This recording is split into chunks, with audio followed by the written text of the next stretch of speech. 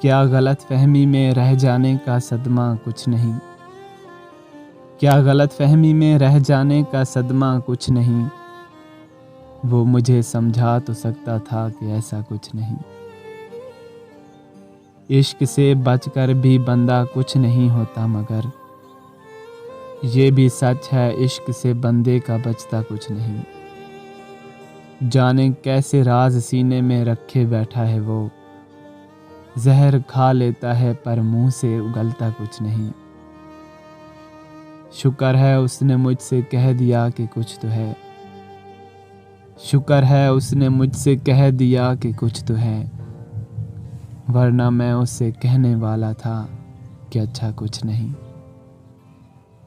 क्या गलत फहमी में रह जाने का सदमा कुछ नहीं। वो मुझे समझा तो सकता था कि ऐसा कुछ नहीं।